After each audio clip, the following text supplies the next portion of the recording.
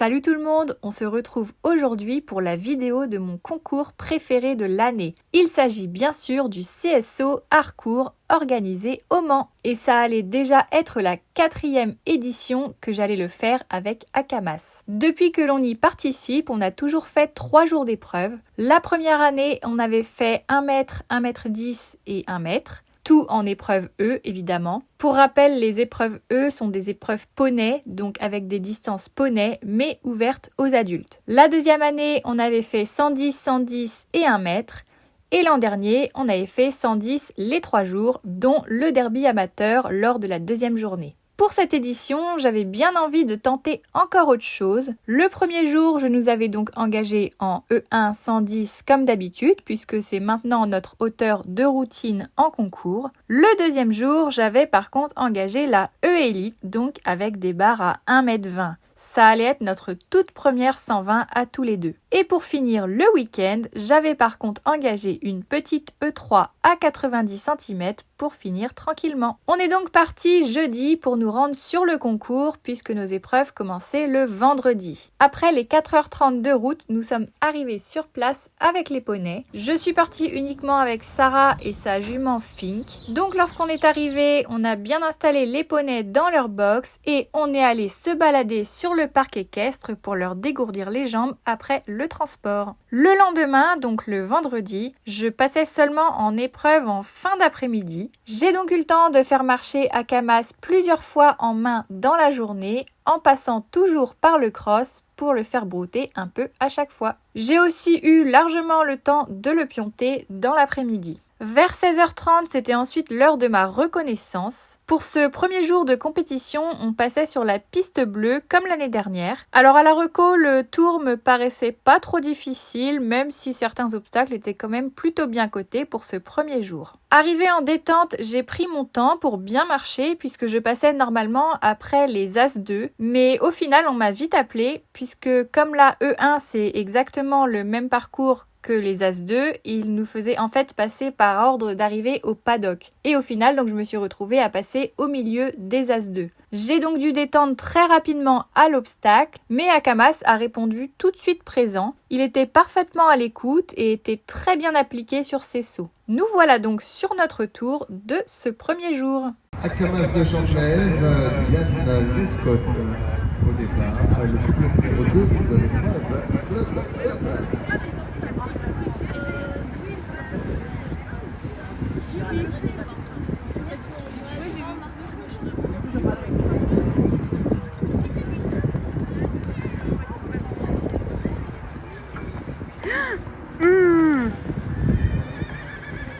Allez, Nanas.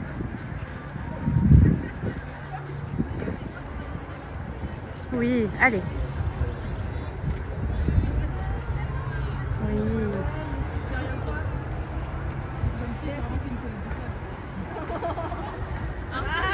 Voilà, allez, hop là. Ça y est, mon Nanas, c'est dedans. Allez, mon Nanas, hop là. On relance. Allez, mon petit chat.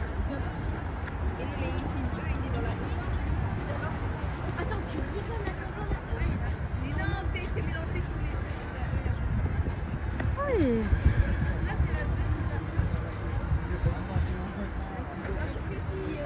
Allez, amen, alléluia. Oui. Allez, mon Nanas. Allez, Diane. Ouais. Allez, Nanas. Oui. Bravo. Oui.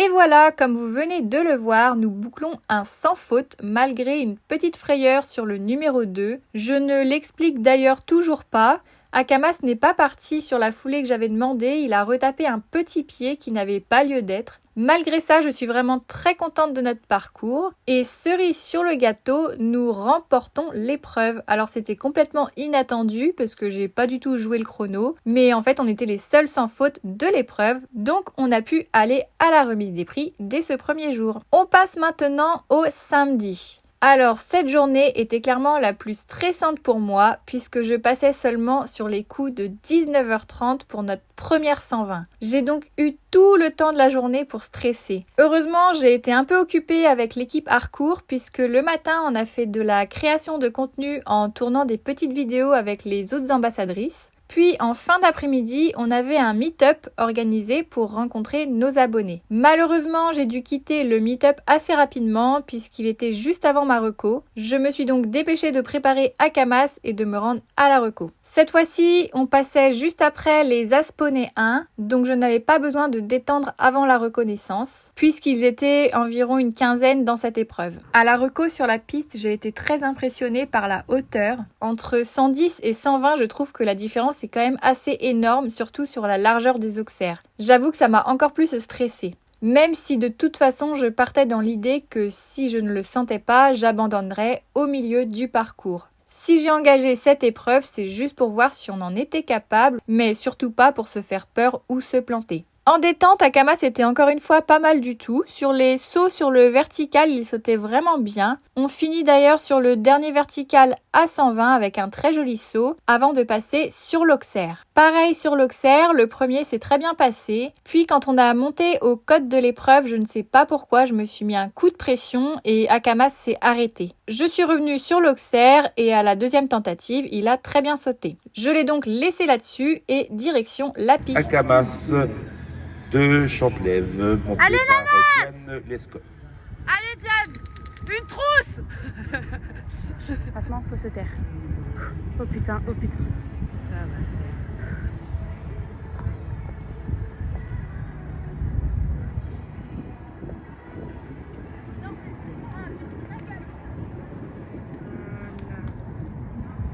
Pas trop gourmand. Oui, Très bien. C'est pas grave. C'est pas grave, on s'en fout des barres. Ouais, allez, Allez. on relance un peu. Pas trop gourmand devant la 3. Allez, Nanas. Oui, Vas-y, Doudou. Allez, C'est allez. pas grave. Oui. C'est pas grave, Allez. c'est pas grave, c'est pas grave. Faut juste qu'elle finisse son tour. Le reste, on s'en fout. Fais-toi plaisir, plaisir. Oui. Joli.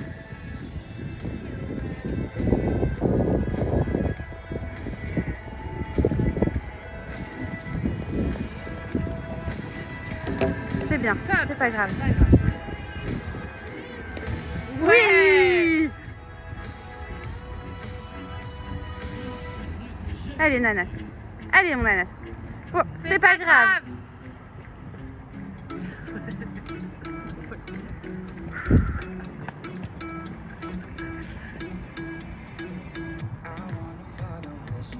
Et avant, en E1, elle faisait 15 000 barres. Hein. Pas trop gourmand devant l'entrée. Oui, bien. Oui, c'est pas grave. Relance un petit peu, Diane. Voilà. Allez, allez, allez. Oui, Joli. bien. C'est bien ça. Allez. Petit Oui, gourmand, bien. Ça, il a le droit.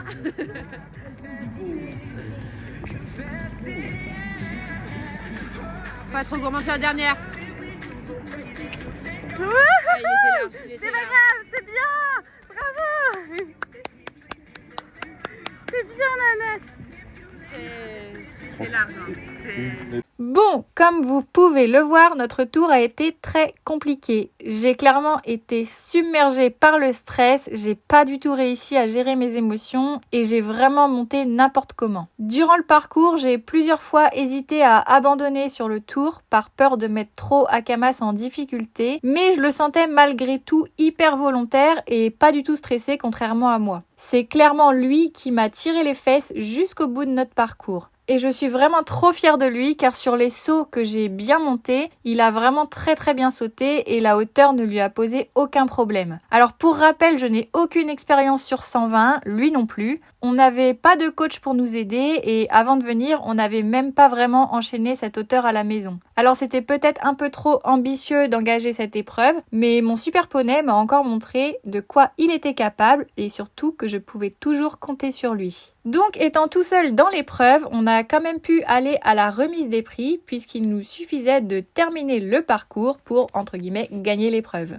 Et nous voilà donc déjà au 3e et dernier jour de la compétition. Comme je vous le disais, j'avais engagé la E3 à 90 cm pour faire un Rikiki Tour après notre épreuve de la veille. Malheureusement, ce tour était programmé dans le petit manège orange et il faut savoir qu'Akamas n'est vraiment pas à l'aise en indoor, donc j'avais un peu peur qu'il soit hyper émotif. Mais heureusement qu'il n'y avait rien à sauter. En plus de ça, j'avais dans un petit coin de ma tête l'envie de faire ce tour en cordelette. Donc pour cette journée, notre tour était programmé vers 21h. Akamas a donc eu tout le temps pour bien se reposer durant la journée. Lors de cette journée, on a encore fait des petites activités avec l'équipe parcours, dont un shooting photo le matin avec tous nos chevaux, et on a encore fait un peu de création de contenu avec le tournage d'une petite vidéo. Donc en fin de journée, vers 20h, je suis partie à la reconnaissance. Le tour était plutôt pas mal et il me semblait faisable en cordelette. J'ai donc décidé de tenter l'expérience. Évidemment, en détente, le filet est obligatoire, donc je l'avais mis, mais je n'agissais que sur la cordelette. Akamas n'était pas hyper rassuré, mais il m'écoutait quand même plutôt bien. Donc en entrée de piste, j'ai décidé de retirer le filet et de partir faire notre tour en cordelette. Excusez-moi, je suis désolée. Et oui, voilà un cheval qui s'enfuit. Monté par Diane Lescoa et Akamas de Champelnel.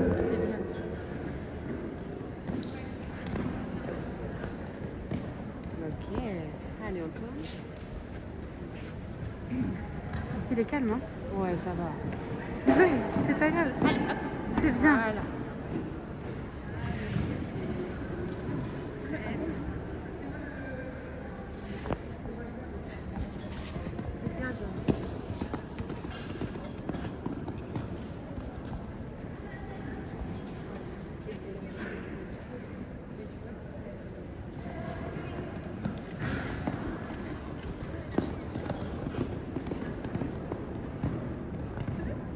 Easy.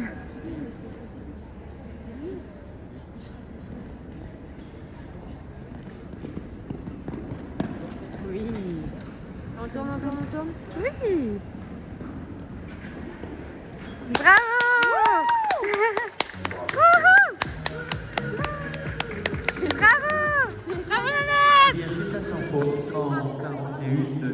Et voilà, nous bouclons un super sans faute. J'ai vraiment adoré monter ce parcours. Akamas était parfaitement connecté à moi sur tout le tour. On a juste raté le double, mais il a quand même très bien fait le job pour ne pas faire tomber les barres. Évidemment, on finit dernier des sans faute puisqu'on ne jouait pas du tout le chrono. On termine donc 10e sur 31. Mais j'ai quand même eu le droit à un petit flot de la part du chef de paddock qui a été très impressionné par notre tour. Je suis encore une fois beaucoup trop fière de mon poney, il a encore donné le meilleur de lui-même du début à la fin de ce week-end. Alors je ne sais pas si on réitérera l'expérience de la 120 un jour, car ça commence à faire vraiment de très grosses barres pour un petit poney d'1m40 comme lui. Il a pas des moyens de dingue, mais il a un cœur énorme, donc physiquement ça lui a beaucoup coûté d'y aller coûte que coûte. Mais je suis fière de voir que malgré tout, il l'a fait, et quand je revois nos premières 110, on terminait à chaque fois avec au moins 5 barres au sol, alors que maintenant il se balade sur cette hauteur. Donc à voir si j'arrive à prendre sur moi et à gérer mon stress pour mieux monter sur plus gros afin de l'aider au maximum et que ce soit donc plus facile pour lui. De retour de ce gros week-end, Akamas va avoir 3 jours de repos puisqu'il enchaîne ensuite avec un deuxième gros week-end de concours puisque nous serons présents de jeudi à dimanche en Hunter à la mode Beuvron pour le printemps du style et de l'équitation. Après ça, je peux vous garantir qu'il va avoir des vacances bien méritées. Donc voilà, c'en est tout pour cette vidéo, j'espère qu'elle vous aura plu. Comme d'habitude, n'hésitez pas à liker et commenter la vidéo et à vous abonner à la chaîne. Sur ce, je vous fais à tous de gros bisous et je vous dis à bientôt dans une prochaine vidéo.